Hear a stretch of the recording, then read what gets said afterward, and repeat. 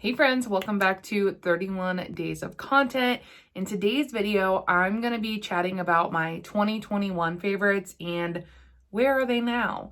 I was inspired to do this video by Angie. I will link her channel below. She did something similar and I was like, oh, that is so interesting. So I thought that we would do that here today. If you're new here, hey, my name is Megan. We are doing 31 days of content here in the month of December. So be sure to subscribe so you're not going to miss any of these uploads.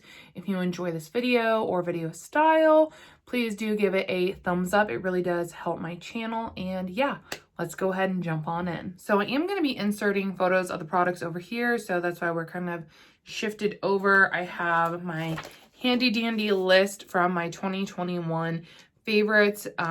If you want to see that video, I will link it below as well, just in case you weren't here way back then. Yeah, it's still on my channel. So I kind of did this in order of where it was on the video, and I tend to do things in categories, so like primer, concealer, whatever. So we're going to start, and the first product that was a favorite last year was the AURIC Glow Lust. I absolutely loved this product last year. I actually was able to almost finish it all the way up. It did expire on me earlier this year and it actually caused a reaction on my face. I have not repurchased it since, so it's not a favorite because I haven't used it really that all this year. It's something that I think I would maybe consider picking up again. I think now it might be a little thick for my preferences because my preferences have changed and evolved like many of ours do. So I actually don't know if this is something that I would pick up again in the future, but I did really enjoy it while I had it and it's no longer in my collection. The Milani Bright Side Primer is another favorite that I had last year, and this has continued to be a favorite in my collection. I actually completely finished that product up and I purchased a new one, and I would say I probably have about this much left in it. It's one of my favorite primers, especially if you're looking for a little bit of a glow or some hydration. I think that it looks really beautiful and I love the way that it wears under makeup and on the skin. Plus it is super affordable. It's like $10 or $11. It is still one of my favorite products in my collection. Next up is a Dose of Colors concealer. This used to be hands down holy grail, all I used, all I recommended. However, I did have a poor experience, which I believe I talked about in that video last year as well. My hair just looks so weird. Does anyone else feel that way? Like, I don't know. But I had picked up an additional one of the concealers because I had wanted a summer shade. They sent it to me and within 2 months, it had clearly expired. The product was 4 different colors. And the brand essentially just gaslit me and said it wasn't expired. They don't sell expired product. And I'm like, okay, so why is it 4 different colors, bro? They refused to give me a refund or anything. They sent me a 10% off my next purchase as if I would purchase from them again. So I just didn't have a good experience with that, nor did I have a good experience with the customer service. The lippy they sent me in that same order, I believe was expired. It smelled rancid, awful. It was so disgusting. I tried it one time and threw it away. So after that experience, I don't purchase from that brand anymore, because I would hate to recommend a product to you guys knowing that they are okay with sending expired product and then gaslighting you when there's clearly an issue with the product. So Dose of Colors is no longer a part of what I do here. Next up, I had the Tarte Shape Tape Powder Foundation.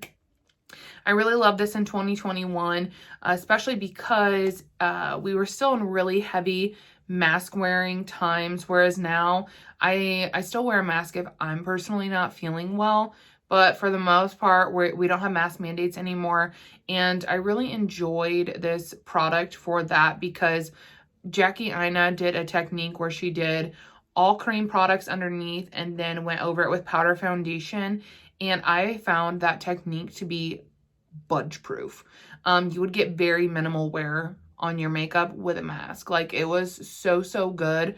and I used it a lot in 2020 as well. I think I emptied completely 2 of the compacts, and I most recently decluttered the last 2 in my collection just because we're not really, you know, masking up anymore, and my preferred foundation is gonna be like a liquid.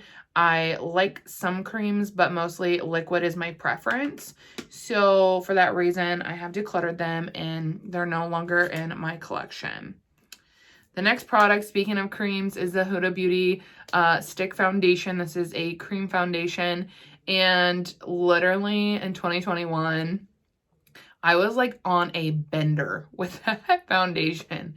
It's literally, sorry, I'm still like recovering from bronchitis. It's literally all I used for the longest time. I completely finished it up, and I repurchased a couple. I have my winter shade and I now have a summer shade as well. I actually think I'm going to be rotating that into my rotation here soon to start working on it because it's about a year old. But when it comes to cream foundations, this is still my top recommendation. I don't know if it's my favorite cream foundation, but I don't know if creams are my favorite anymore. So I don't know if I'm recommending one, that's the one I'm recommending, but I've just really fallen more in love with liquid foundation over this past year. So I don't think it's going to be my 2022 favorites, if that makes sense. Next up, we have the Tom Ford bronzer. The cream one. They have like the shade and light duo. I actually completely finished this up earlier this year, and it is like, man, it is just such a beautiful bronzer. The tone is gorgeous. The way it blends out is gorgeous. It has a stunning wear time, but I don't think that I would classify it as a favorite anymore just because I don't like the top. And they don't sell it in singles, so I cannot justify picking up another one even though I loved it because it's like $90 and I won't use half of the compact.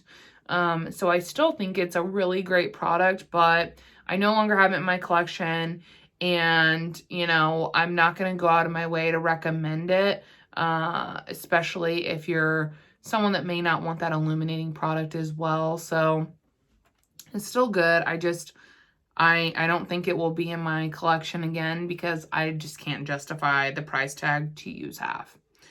The next bronzer that was in my favorites in 2021 was the Half Caked You're So Last Summer. I actually had quite a few Half Cake products, and I did finish quite a few of them toward the end of the year last year and the beginning of the year this year. That bronzer was really beautiful, and it's actually kind of something that I completely forgot about until I was watching that video back, and then I was like, man, that was a really good cream bronzer, and it's also super affordable. I think the packaging is really cute, and it kind of just reminded me of how much I loved it. Like I said, I finished it, so I no longer have it in my collection, but now I feel like it's kind of back on my radar and maybe something I would pick up in the future. I have a lot of cream bronzers right now open, so I am not going to be purchasing cream bronzer for a minute because it's creams. They're going to go bad fast. I would like to finish up 1 or 2 before I bring in another one, but that is one that's no longer in my collection because I loved it so much I finished it. The next one is the Tower 28 bronzer. That was a favorite last year. I also finished it up last year. I do have a replacement. I haven't opened it yet or used it because, like I said, I have a lot of cream bronzers open right now. And I really only like that product in the summer because it was deep on me. And it has like a gold sheen to it, which is really pretty, but only pretty on my skin in the summertime. So I haven't gotten it out and like used it yet. So I wouldn't really say it's a favorite anymore. It's not something that I loved on this year. So I don't know. I just feel like kind of lately, throughout the year of 2022 anyways, I kind of am feeling more and more like maybe Tower 28 just like isn't for me. I do still have their mascara on my wish list, but I'm not obsessed with anything I've really tried from the brand, so I haven't really been venturing out to try more. The next favorite I had was the ColourPop Matchmaker Blush. I love this so much in 2021. It was a really beautiful, like, nude toned blush with a peachy undertone, and it was glittery. I thought it was beautiful. I had actually a really nice pan in it, but I did decide to declutter it this year just because I don't ever use powdered blush anymore, you guys. Like, I don't. I think I don't know. Well, I have like one powdered blush in my collection. Well, two currently, and they're in face palettes. Like, I just don't, that's not a product that I use. So I'm not saying that that product's not good. It's just, it no longer serves a place in my collection. So it's no longer a favorite. The next favorite that I had was the Phytosurgence blush in the shade Smolder. I still love that blush. I completely finished it, you guys. Completely finished it. And my friend was kind enough to send me hers because she's like, I just haven't been using it and I know how much you love it. And like, look at that shade, you guys. It is just, perfect. Perfect. I haven't started dipping into it yet though, because I'm trying to finish my lipstick that I'm using as a blush. That is what I'm wearing today. But this is still hands down probably, I would say, top 2 when it comes to my favorite blush shades. And this formula is gorgeous, really beautiful moussey texture. So that was a favorite in 2021 and it's remained a favorite. I also forgot about this next product. It's the Physicians Formula Butter Highlighter. And I completely panned this and I forgot about it, but I worked on it for so long. It's so weird how we like kind of forget about stuff like that. But I had this shade. I forget the shade that I even had. It was a little, I think it was a little too gold toned for my liking. So it was kind of hard to finish up. I did have to be creative with it and use it like, you know, on my like eyes or my brow bone. But the formula itself was really, really nice. And since then, I have been eyeing the more pinky toned highlight they have. I don't know why, but lately I've been kind of like feeling a pink toned highlighter vibe. And I don't have any of those in my collection, of course. And so I've kind of been eyeing that, and I might actually pick it up. I have emptied several highlighters this year, so I could count that easily as a replacement. So I do think I'm going to do that, and I think I'm going to pick it up in this formulation because it was just so good. The way it was just like buttery, cream to the skin, really impactful, really just melted in. It wasn't one of those highlighters, you know, that just like sit on your skin and don't look nice. It truly melted in beautifully and I loved it. So not a favorite this year, but I plan to pick it up because I did love it then. The next product is the Phyto Spectral Shines. Those were a favorite in 2021. I think that is when I first tried the brand and the products, and they truly blew me away. They still do. Obviously, they still have a really great place in my collection. In fact, I finished up 3 Spectral Shines in 2022, and I have 2 more in my collection. So this is a product that has withstood the test of time, and I continue to use and continue to love. One that I would really highly recommend. The next product I had mentioned was the Urban Decay setting powder, the all-nighter setting powder. This is still a favorite for me. I don't use a lot of powders, but when I do, this is the one that I do use. Unfortunately, it does have a bit of a tint, so I can only use it in the summertime, which is typically when I use a powder anyway. But I finish one of these almost every single summer because I've never used a powder that looks so good on me. It really just melts into my skin, holds down the makeup. You can still get a little bit of your natural glow through it, but you're not looking oily, you're not looking matte. It is quite literally perfect. I really wish it was more of a translucent like it claims. That way I could you know, wear all year if desired, but it just, with the tint, I can only wear it in the summer. But it is still one that holds a place in my collection. I still have one that's ready for next summer. Next is the Tarte Felt Tip Eyeliners. Hands down, these, you know, are still my favorite liners. I've kind of gotten away from, I have liquid liner on today, but I've kind of really gotten away from that this year. I haven't been doing it as much. I think because I've gained a little bit of weight. I think that when I don't wear a liner, it helps make my eyes look bigger. So that's kind of why I've gotten away from it. So I haven't been using it as much, and I didn't want to open one of them when I had liners open. In the beginning of the year, I got the KVD tattoo liners, and I finally just finished one. I got a brown one and a black one. Don't waste your money on the brown one. That's what I'm wearing today, is the brown one. Tell me this doesn't look black to you. And I want to finish these before I open those, but I do have them ready to go. They're my favorite liners. I just think they're so easy to work with. They go on effortlessly. They last all day. They are a beautiful shade of black, and they have a really great finish. So those are still favorites for sure. The favorite brow product I had mentioned last year was the e.l.f. Brow Lift Pencil. This is still a favorite. There are things that I would change about it that I think I would like it better, but to be honest with you, it's what I'm wearing today. It's $3. And I think for $3, it looks really nice. I almost feel like I could bump up a shade now that I'm wearing my hair darker.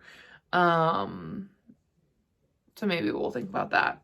But yeah, this is just so nice. Really easy to use, easy to work with, long lasting, and super, super affordable. It's the only brow pencil I use. So the next product is the Pink Honey, Pink Honey Glue. And this is a brow glue gel type of situation. And I discovered this last year. And if you've been here a while, then you know I'm wearing my brows a lot different than I was this time last year. I was really into like the bushy, like pinned up brows, which like, I don't know, our preferences shift. And now I'm kind of into this style of a brow. But when I was wanting my brows to hold and stand up, this was quite literally the only product that could do that for me. And I use it a lot throughout this year as well. I have one that I'm in the middle of, and then I have another one in my collection. Still just hands down the best freaking glue that I have ever used on my freaking eyebrows. There we go. I also mentioned last year the Becca lip product in the shade Dune that had really become a favorite. That's actually the blush that I'm wearing today. I'm wearing that lipstick shade as a blush. I really enjoyed it last year. The color was a really nudie peach situation, and it was one of my favorites to wear in the summer because once I had a tan, it just looked so beautiful on me. They were so comfortable. I think that if Becca was gonna keep some items and transfer them to Smashbox, I wish the lipsticks would have been one of those products because I truly think the formula was good and the packaging was really high quality.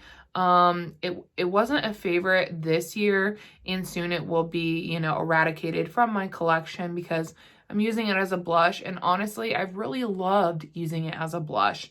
It got a little bit oily feeling to go on my lips. I think it was expiring. So that's why I started using it as a blush, and it just looks beautiful that way. Something that will be missed, but I don't think it's going to make my 2022 favorites, and obviously can't recommend it because they're closed.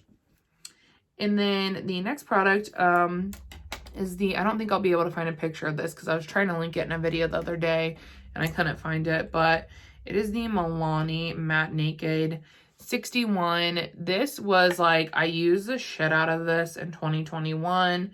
I have not used it as much this year, but look how beautiful that shade is. The formula is so nice. It's described, I think, yeah, it's described as a matte, but it's a very comfortable matte. I don't ever feel like it's drying out my lips or anything. I really love it. If you can find it and get your hands on it, I recommend it. The shade is perfect. It's super affordable and it's super comfortable. I haven't used it as much this year because I've really been focusing on finishing up some other products to curate my collection and get out what's about to expire. So I don't think it'll make this year's favorites, but I can really see it making a comeback in 2023. Next up is the Scott Barnes Snatchel palette. I actually recently decluttered this, and it's not because I didn't love it, because I did. Mine was very well loved, and I'll actually see if I can find a picture of it on Instagram and insert it here, because I did have a few pans in it. It was a really beautiful neutral palette that I used a lot, and I even traveled with it. I enjoyed the formula. I got a lot of love out of it. Even this year in 2022, I used it quite a bit, but I had decided to declutter it because I had stopped reaching for it, just because it is like more on the neutral side, and I just had newer neutral palettes that I wanted to reach for and play with and started to prefer the formulation over. So I decluttered that to, I think it's someone in the community. But hopefully it's getting better use there. Not a bad palette by any means. It essentially ended up just getting outranked in my collection. I think that's the best way to put it. The other one is the KKW Classic palette. I used the crap out of this. I ended up hitting pan in all of the shades. Thought it was really, really beautiful. Got tons of use. There's just been so much controversy with Kim this year that I kind of just feel disgusted. And for that reason, I don't have any of her products left in my collection. I decluttered what I have, gave it away, resold it, whatever, just because I personally don't feel comfortable, especially with everything that's come to light with the Balenciaga situation. I'm just not comfortable with her or any of her products. Like, So that is one that is definitely no longer in my collection, no longer on my radar. The next product is the e.l.f. and J. Kissa palette. This was the palette that my friend Eleni and I did a pan off, and this, oh gosh, that project was so much fun in 2021. I loved it. This palette did not get much use in 2022. So I recently decluttered it. And what I did with it was, and this is something that was new for me, I don't normally keep things for nostalgia or have like a memory box. I know some of my friends on IG do have that with products like that are sentimental to them, and I've never had that until the e.l.f. and J. Kissa palette, and I had decided to move it out of my collection because they're not colors that I reach for really that often anymore. But there's no way I could throw it away or give it away. Like, it's special because it holds a lot of really fun memories. So while it wasn't a favorite in 2022 and it's no longer in my working collection, I do have it like set up across the room with some other stuff that I just keep for memory purposes. So it's still here. Wasn't a favorite in 2022. But yeah, it still obviously just brings a lot of joy. So I didn't want to get rid of it. The next product and the last product that was a favorite in 2021 was my Tati Beauty palette. It was my Pan That palette. I hit pan in every single shade. This year, I have not used it as much as I used it in 2021, but I have diligently worked on it. If you've been here, then you know that. If you're new here, I was able to empty, 2, 4, 6, 7. I was able to empty 7 shades in it this year, so I still love this palette. I'm still actively working on it. I have a couple usage goals going on right now for my Project Pan. But yeah, this is definitely a good one. I'm a little worried that it might start to go off soon. This palette is 3 years old, which I didn't realize until I was doing some archive digging on my Instagram the other day, and I was like, what the 3 years? How? I just feel like everything before COVID feels like a whole different lifetime ago. And it's like all of a sudden we're almost to 2023. And it's like, whoa, if I bought that before COVID, like, it's so old, you know? But the glitters were going off to the point where they were causing a reaction, and I had to do some different creative fun stuff because I wanted to use them up, but I didn't want to get a reaction. So I did some stuff for Halloween with them to finish them. But that makes me worried about some of the other ones potentially going off. We're starting to get some suspicious bumping in this one. So yeah, I've set some usage goals and I want to continue to use this up. I hope that I'll be able to finish it, but because what would be really cool if I was able to completely pan it. But if not, this is another one I could really see going into my memory box, especially because Tati Beauty is no more. But this is still, I mean, I don't think it'll be in my 2022 favorites, but it's one I could see potentially making a comeback in 2023 as long as the formulation keeps up. But yeah, that is a wrap. Those were all my favorites in 2021, and, you know, kind of updating you on where they are now. They're still in my collection if they were decluttered, if I finished them, you know, if I would bring them into my collection now kind of thing. I just thought that was so interesting to hear kind of Angie talk about that and her side of that. So I wanted to do a video like that as well. And I really hope that you guys enjoyed it. If you did, and as always, thank you all so much for watching. I will see you in tomorrow's video. Bye.